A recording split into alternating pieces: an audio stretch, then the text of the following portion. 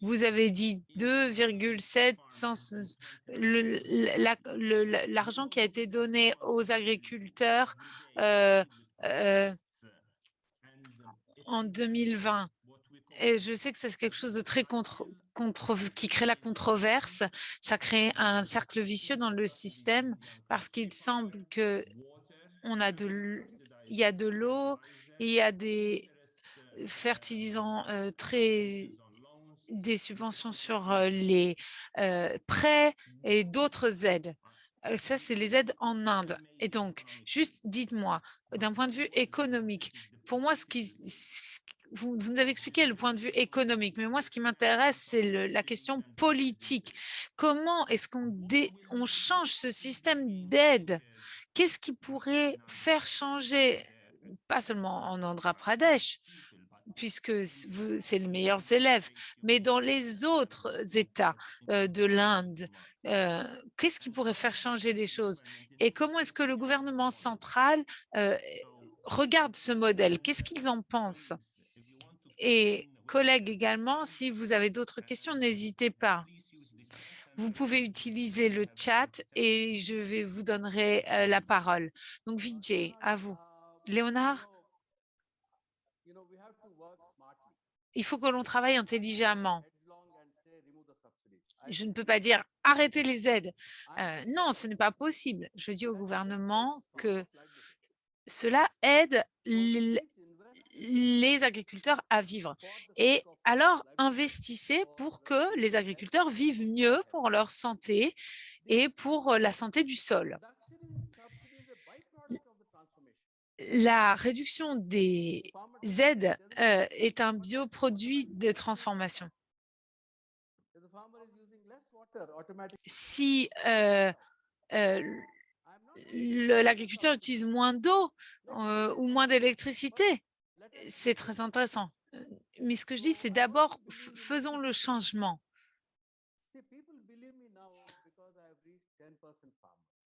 Mais les gens me croient parce que maintenant, j'ai augmenté la qualité de vie des agriculteurs. Et si on constate ça, alors c'est là que la politique nationale va changer. Je suis quelqu'un de très pratique, donc je pense que mes actions vont montrer des résultats et à leur tour, cela va convaincre les gouvernements et ça mènera à une réduction des aides sur les intrants chimiques. C'est très clair. Merci, Vijay. Le pragmatisme entre la politique et la réalité. Je vois Dulso qui demande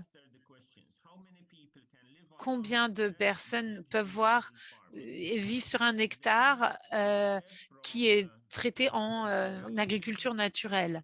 Nous avons également d'autres Temi Tayo qui demandent comment est-ce que l'agriculture résiliente au climat a affecté le prix de la nourriture sur les marchés locaux. Et ensuite, Virginie Coustet demande comment est-ce que vous allez faire pour que les gouvernements fédéraux quand il semblerait que le mot principal, ce soit la productivité. Vous avez répondu un peu à la dernière question, voilà. Donc, une question sur la taille et le prix de la nourriture. Il y a eu tellement d'innovations dans ce programme.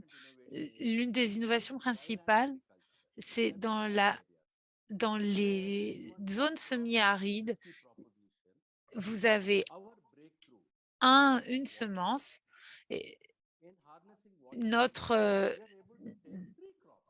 ce qu'on a pu faire, c'est mettre en place 3 semences différentes, plutôt 3 types de plantes différentes, plutôt que juste une.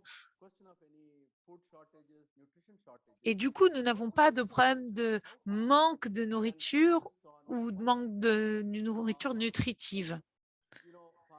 Si les agriculteurs peuvent adopter nos pratiques, alors on constate que sur 1 hectare, on peut être relativement à l'aise. Mais après, ils peuvent également avoir des animaux ou travailler dans l'agroforesterie. ils ils se diversifient. Donc sur 1 hectare, si vous le rendez, hem, s'ils arrivent à tirer du profit de cet hectare, après ils commencent à avoir un sens pratique et à voir comment ils peuvent, s'en sortir. Mais sur 1 hectare, ils peuvent être, à l'aise, ils peuvent vivre correctement et ensuite ils peuvent optimiser leurs pratiques. Et c'est la connaissance qui leur permet cela. Cela n'arrive pas soudainement, il faut 3, 4, 5 ans pour pouvoir mettre cela en place. Heu, pour pour l'agriculture, résiliente au climat, heu, il n'y a pas de grosse différence dans le prix de la nourriture.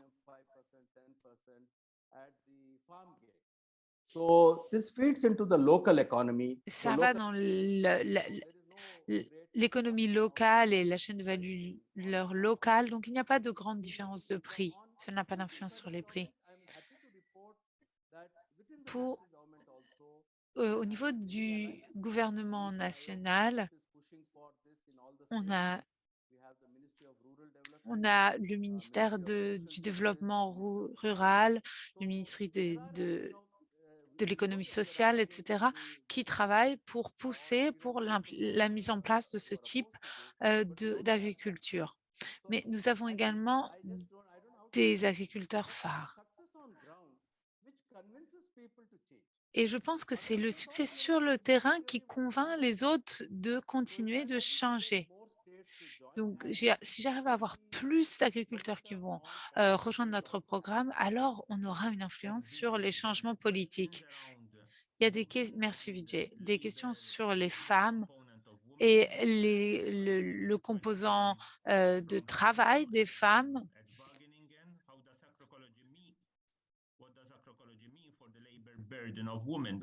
Qu'est-ce que l'agroécologie veut dire sur le travail des femmes?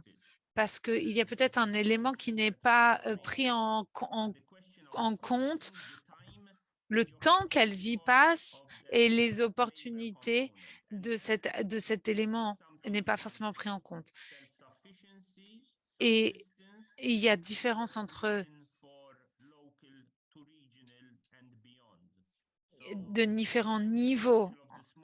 Quel est le potentiel de ce modèle véritablement sur l'exportabilité de Parlons du marché régional déjà pour commencer, pas international. Mais est-ce que on peut le monter, ce modèle du modèle local au modèle régional, puis national et international? Je pense que c'est un modèle tout à fait durable et je suis parfaitement convaincue qu'il n'y a pas d'autre solution pour nous pour sortir de la situation actuelle. L'agriculture conventionnelle nous emmène dans un cercle vicieux qui n'est pas la solution. Il faut une alternative. Et nous croyons véritablement, bien sûr, il nous faut plus d'études scientifiques, mais nous croyons vraiment que c'est certainement la meilleure option au monde. C'est mon point de vue, bien évidemment, je suis prêt à ce qu'on me contredise, mais quant à la participation des femmes, vous savez, Léonard, toutes les femmes, qu'elles travaillent dans les champs ou autres, leur santé s'est améliorée. Elles n'utilisent plus des produits chimiques comme avant. Et comme ça a été mentionné dans la vidéo, oui, d'accord, il y a, il y a plus de travail au début notamment, mais ce qu'on constate également, c'est que au bout d'un moment, c'est assez indépendant. On ne travaille plus autant. Ça fonctionne très bien seul, ce type d'agriculture. On n'a plus besoin d'enlever les mauvaises herbes, plus d'irrigation, plus de pesticides. Donc, le plus dur du travail, c'est de planter et de récolter. Mais c'est la nature qui travaille. Ça dépend comment est-ce qu'on met cette agriculture en place, bien évidemment, mais si on laisse les papillons, les les abeilles et tous les autres animaux faire votre travail, alors vous faites moins de travail vous-même. I'm very sure Donc moi, je suis assez certain que ce type de travail preferred by our women and men. est accepté et ils en sont contents, tant les femmes que les hommes, 3 years, it au also bout de reduces 2, 3 ans their notamment, component very parce que ça réduit vraiment la quantité de travail de manière significative. Un autre sujet qui va certainement revenir dans les discussions aujourd'hui, Alexander Muller demande: est-ce que l'on mesure tous les produits et les services? La question de la mesurabilité, est-ce que c'est quelque chose qui, qui est robuste en termes de budget? Parce qu'on nous demande souvent si la manière dont on compte les choses est vraiment réaliste. Est-ce qu'on prend vraiment en compte tous les coûts de la production? I will defer to Alexander because he is the Euh, expert. But C'est Alexandre et l'expert sur cette question, Alexander. have to be measured properly. Et And c'est vrai qu'il faut mesurer les coûts correctement, mais les coûts de l'agriculture chimique doivent également être mesurés correctement parce qu'on ne prend pas en compte la véritable valeur non plus. Je pense que Alexander est juste dans cela, mais je voudrais dire que même sur les bases d'une manière de compter pas aussi détaillée et bien plus positive au niveau des bénéfices généraux que l'agriculture chimique. Il y a beaucoup plus d'avantages. Si on prend l'ensemble des avantages, c'est bien mieux que l'agriculture traditionnelle. Euh, Mais je suis d'accord avec ce qu'il dit, avec Alexander Muller. Dernière question du Malawi. Je vois le besoin de biostimulants pour le sol, notamment les excréments et l'urine des animaux. Cela veut dire qu'il faut avoir mais dans certains pays comme le Malawi, il y a très peu d'animaux domestiques. Donc, comment est-ce qu'on le fait cela? Ça, c'est une très bonne question. J'aimerais mentionner que nous n'avons pas besoin de grandes quantités. Nous recommandons dans l'agriculture traditionnelle, c'était à peu près 15 tonnes de manure par hectare. Mais nous n'utilisons pas. Ce sont que des biostimulants. Donc, on n'en met qu'en très petite quantité. On n'en a pas besoin de 15 tonnes. 15 tonnes. On a besoin de 1 tonne sur 3 saisons. Donc, chaque pays a bien assez d'animaux pour pouvoir avoir cela.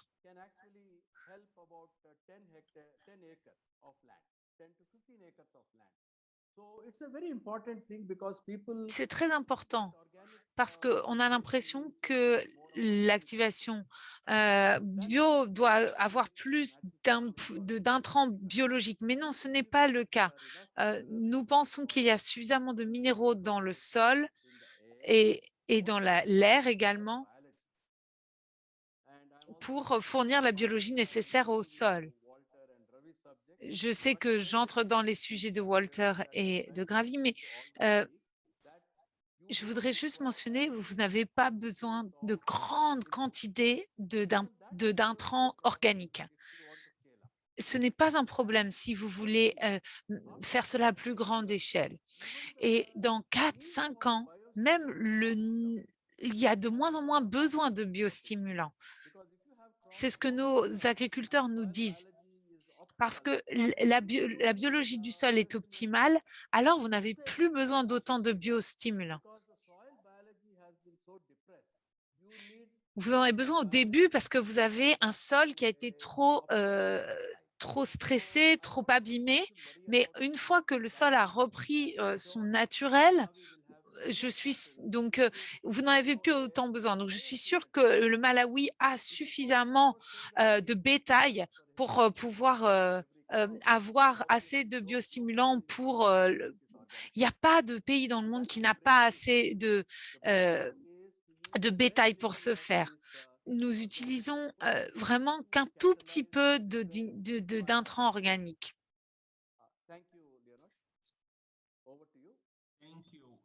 Merci beaucoup, Vijay.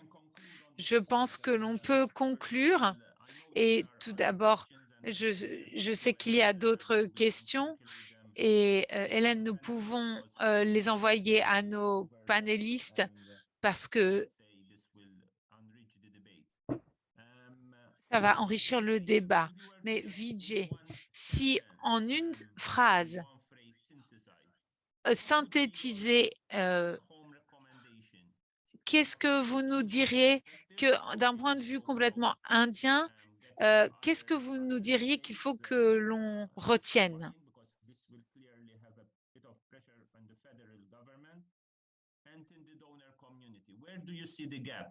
Où est-ce que vous voyez qu'il y a des besoins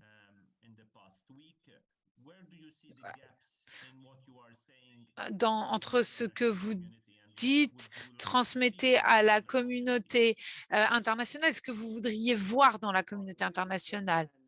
C'est une grosse question. C'est impossible de répondre en une phrase. Moi, je pense que dans chaque pays, il y a des personnes sur le terrain qui font le travail.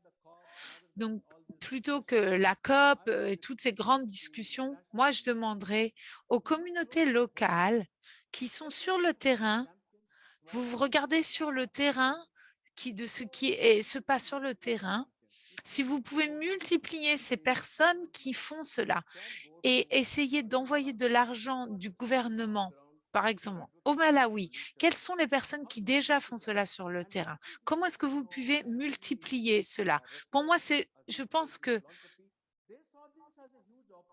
je vois ça comme une grande opportunité de ce que l'on peut faire. Regardez tous les cas dans le monde où les agriculteurs le font déjà. Faites une coalition de personnes plutôt que de blablabla, comme dit Greta. On a des agriculteurs qui travaillent sur le terrain, mais qui ne parlent pas. Et moi, je pense que ça pourrait être une bonne tâche à faire, une bonne chose à faire, c'est-à-dire pas d'amener toutes les personnes qui font cette agriculture sur le terrain, les emmener ensemble pour trouver des solutions. Et cette solution est bonne pour la planète, pour la santé, pour tout le monde. Et même pour le ministère des Finances. Merci, Vijay.